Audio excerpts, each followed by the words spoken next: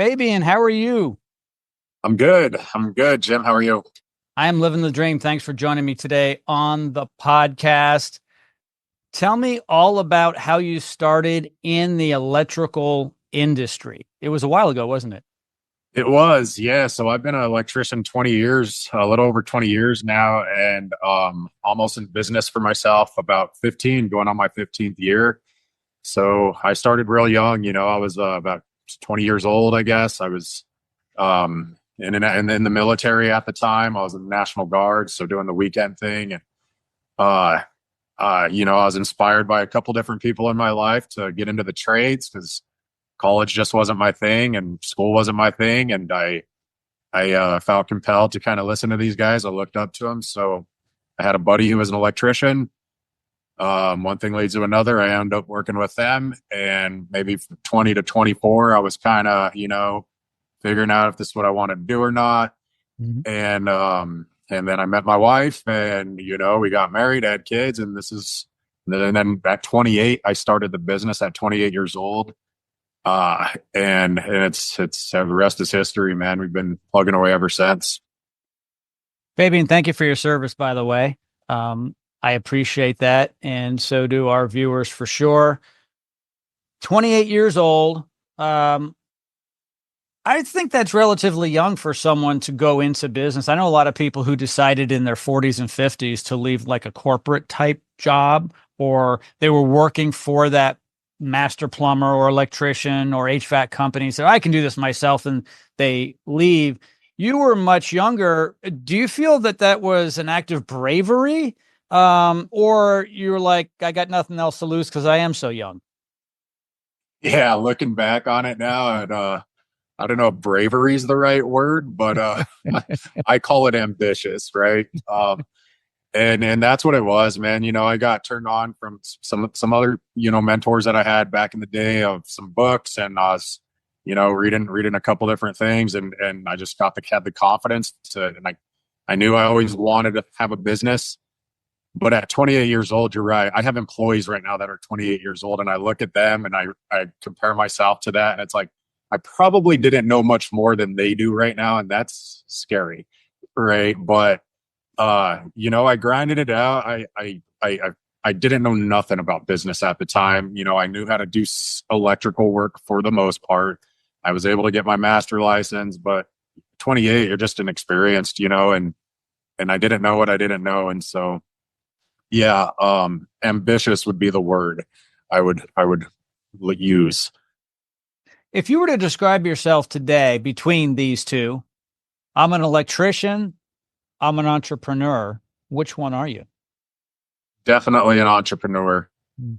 Absolutely. It's evolved into us to what it is now. And right now I'm investing in myself. I invest into my guys. I invest into the company. My main goal is just to get out there and get ourselves knowing, and I'm still in the trenches hardcore, as far as the org chart. I'm most of the org chart right now. We're learning all these things of, over the next 3 to 5 years that need to happen in order to scale the business. And my main focus for the past 2, 3 years now has just been working on the business, right? And Yeah. the processes and the systems and all those things. So you and your crew can rewire a house, a switch, an outlet, swap out a panel. But there's a lot of companies that can do that. What makes you guys so different? Yeah. Number one, I kind of mentioned I'm investing in myself and surrounding myself around the right people. I've learned some really, I would call it the best practices, right? And I believe we care. Like that's the number one thing we try to relay to our guys and investing in them. Not only do we care about them, but we try to make sure they understand, hey, when you're in a customer's house, we care about their situation. We care about their pocketbook. We care about the value that we're providing to them, so we're constantly trying to, not be like salesy, right? But we're providing options, right? We're educating the customers, providing the options, letting them know, hey, if this was my house, from that kind of perspective, I think really translates well with communicating with people. So we care. We answer the phone immediately. We follow up with all our jobs. We're constantly trying to train our techs. I'm constantly and learning new things. We network, and then we also invest in the business. Just Mm. the office and the admin side of things is no small task, and it takes a lot of effort and a lot of resources and money, to make yourself efficient. So we invest in all three of those things ourselves, the business and our guys. So you guys are the king at what you do. How'd you come up with the name King Electric? Yeah, man. So again, I was young and ambitious, right? And my thinking back then was I want to sound recognizable. I want to sound like I'm bigger than I am, or I've been in business longer. There's probably a King Electric in every state, right? And Yeah. it's kind of how I felt about that. And I had this vision of growing this big commercial business at that time. And I felt like King was four letters. It's easy. It's recognizable. That was really what I was thinking. So yeah. Yeah, it is an easy name to remember, recognizable. What I really like about it though, it shows authority. If someone's a king, they're at the top of the heap. So if you're going to call yourself the king of electric, you better be, right? So you've got to kind of live up to that. So I think it's a good idea if you're going to give yourself that title, it gives you and your team members something to live up to. Absolutely. That's true. Yes. So you have two families. You have the team members at King, and you have your family, your wife and children, and your pets. Why don't you talk a little bit about that? Yeah. So, I'm pretty proud of our team. There's several guys on our team that started with me from zero experience to now 7, 8 years in with their journeyman license, purchasing house, having families, doing all that stuff. So that's been super rewarding to watch unfold and to know I've had a big part in that and just pouring in what I know into them, So that's amazing. I feel like it's taken us a long time to get where we are. I'm pretty picky about who we hire, and I feel like all of our guys in their own unique way has something special about them. My wife is my partner in this thing, so she's the implementer and the brains of a lot of this stuff. So we've worked together for a long time, 15 years now. We've been working together, and so she's heavily involved. And then my son's 19. He's helps us with some marketing efforts and different things like that. But he himself has his own business. He's had his first LLC at 18 years old, and he's been doing really well with that. So that's fun to watch. And it's like we're able just to pour into him, right? The things that we've learned over the years at such a young age, and to watch him take off with it's been really neat. And then my daughter, she's our entertainment right now. She's still in high school and plays volleyball, plays basketball. So we're always chasing her around doing all that kind of stuff. And we're just a very entrepreneurial kind of minded family. And, we know when to turn it off. That's for sure. We've learned, it's dinner time. We enjoy having dinner with each other every night and, going out to eat or doing whatever. But yeah, there's a time for everything. But the majority of our time right now is spent on building this business, and the other half would be spending with our family. Yeah. Yeah, you're fortunate to be able to spend time with your family, wife and children in the business. So some people say that's a curse, but when I was young, I didn't grow up in an entrepreneurial family. My parents had jobs at companies. I wasn't allowed to be there. Children didn't go to daddy's workplace. But my kids grew up in an entrepreneurial family. I've had all kinds of businesses, and I've always had them be part of it because I own the company, and I would tell my clients and my employees, my kids are joining us today because it's part of their education. Do you do the same thing? I do. Yeah, all the time. I love it. Talking to different vendors and stuff. I'll have Kanan sit in and just listen, and let's see what we could pick up, from these people. Or if I'm reading a good book, he's probably reading it too, or whatever it is. And so, yeah, absolutely. I think it's extremely beneficial for your children.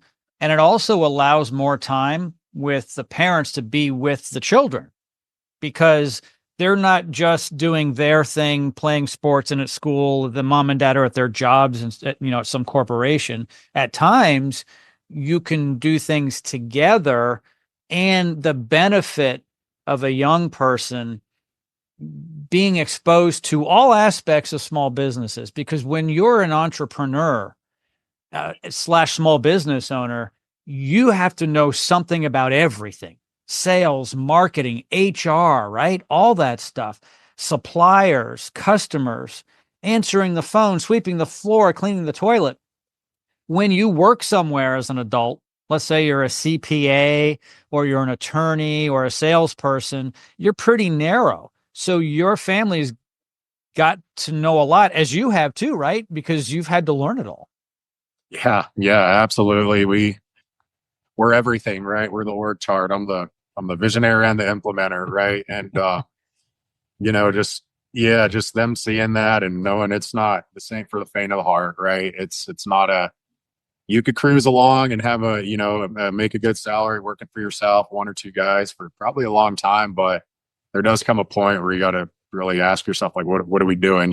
Like, are we building something that of value here? Are we building, something that we're just going to quit one day, So in our minds, it's like, no, we got to do the hard thing now and hopefully reap the benefits later. And our kids have witnessed every single day the ups and the downs, you know, the year we broke $1 million, the year we passed a decade in business, and the year we almost went bankrupt, right? And just all of it, and it's not all fun and games, and having a business doesn't mean you're freedom and you're going to make all this money. It does not. After a while, you realize that this you got to be built for this stuff and or become resilient to the challenges that are going to be presented to you through opportunities, right? So there's one thing. I'm part of Tommy Mello's HSF coaching group, and one thing he said that I love is we all move in the same direction. Your team all moving that you try to get that mentality where everybody's moving in the same direction. And I think of that with my family as well, almost like, hey, we're all kind of moving in the same direction with our health, our wealth, our relationships, our faith, all those things. Let's try to make sure we're moving in the same direction. Yeah, think about when people first moved to North America from Europe, let's say. There had to be a discussion. Mom and dad would say, okay, we're going to get on this wooden boat, and I don't know how long it's going to take to get to the New World. Maybe it's like 1680 or 1750, whatever time it was. And off they go. That takes some courage, and everyone's got to be in on that. And if not, you get dragged along. And but it's part of the journey. And what doesn't kill you makes you stronger. I do want to say congratulations, because most small businesses fail. When I say most, over maybe eight, 9 out of 10. So at least 80 some odd % of small businesses fail within the first 5 years, and you've passed that. And I don't think you will fail going forward, because you've already been through the stuff that usually takes them out early. Yeah. And so if you made it over the Atlantic and you're now in the New World, you're more likely to survive. You didn't get eaten by the sharks or freeze or hit an iceberg. And I think that's, fantastic. I love talking to you because you and I are a lot alike. We made a decision to go out there and do something which a lot of people would say is courageous. I've been called brave before, especially someone who's in a place where they have a job and they decide, I'm just going to leave it and start something new. I can't imagine you going backwards and saying, you know what, I'm just going to exit this business and go work for a home service company in operations, sales, or marketing. Correct? Yeah, that's correct. Honestly, it's crossed my mind. Some days it does feel like that, where it's like, man, or you never know when you're in this position, like or am I making the right decisions, right? Am I spending my time wisely? Like, we're the captain and the navigator of the ship, and it is scary because there is icebergs out there and things. So at this point, though, we've invested so much of our life and our time and efforts into this that no, we see the big picture. We see the light at the end of the tunnel right now. So We have a 3 to 5 year plan, and we almost did sell the business at one point, and that's honestly where this home service stuff came from. Was me meeting with private equity and other business owners and stuff, and one guy, private equity guy, was like, "Look, you were." I was heavily involved in commercial at that time, so he's the one who kind of threw this idea to us, like, "You're sitting on a gold mine. You're just doing it wrong. You need to adjust a few things. You need to get into this home service thing, get the reoccurring revenue, the cash flow, the memberships, all those things." And when he said that, I was like, I've never been like a resi kind of service kind of guy throughout my career. So it was hard for me to make this adjustment and then even show my guys this, just all these changes. So that was really challenging. But from that conversation, I realized that, okay, we have something good here. We got some work to do. We got a lot of work to do, but hey, now we have a plan. So yeah, I don't see myself ever working for anybody. That's for sure. Fabian, you made a great move going to residential service. When you have agreements with homeowners where you can go back and do things and you build your brand and you continue to market and build that customer base, I personally feel it's the way to go versus the commercial world. Two totally different products. The only thing that's the same are some of the switches and outlets, and even those are often different. So, Yeah. I mean, it's really a different world, but the customer is the biggest difference. And something I really like about the homeowner customer is, number one, they're not a professional buyer. And that's important to understand. A professional buyer is going to beat you up a lot. And you can really be friendly with them and solve a problem because they don't know everything. That's why they're calling you. On the commercial side, they know too much and they have a lot of different suppliers and you're just a number, right? And so it's a different business. Yeah, you have less control, that's for sure, over absolutely everything. And the admin cost behind commercial jobs is like, it's huge. People don't realize that when you're quoting jobs and trying to attain these jobs and stuff, the cost of just getting to that point, sometimes you can't, and the way the commercial market is now, it's like, it's pretty, I think it's tightening up. I don't know if we have all these COVID businesses who started during COVID who, like, getting work was easy, right? And so now I think my theory is some of that money's drying up. And so the market's getting a little tighter. And these guys who were once just, started their business in the last 4 years, who were just jobs were just throwing at them, that's not happening anymore. So it feels like those commercial guys are now realizing, oh man, I need to drop my prices. And so now it's a race to the bottom with a lot of these, the type of commercial jobs we do, the tenant finishes, that type of stuff. So yeah, man, we've been burnt too many times on commercial over 15 years. We have tens of thousands of dollars, maybe hundreds of thousands at this point. And there's not much you could do about it, and we're in Colorado and we've been through trying to file liens and all these things. It's not as easy as it sounds. It's a complex, expensive thing. And you need to make a decision. Do I follow up with this or not? Is it worth it or not? Right. And you just have very little control on commercial. So that's what I did see the light here after so many years of doing it. Yeah, you learn. You get beat up a few times and you learn you don't want to get beat up anymore. Fabian, congratulations. You are building a great business. It sounds as though you've got a fantastic family at home and at work. I think you're a fantastic guy, and I wish you all the luck in the world. And thank you so much for joining me today on the podcast. Much appreciated. Yeah, thank you, Jim. I appreciate you too.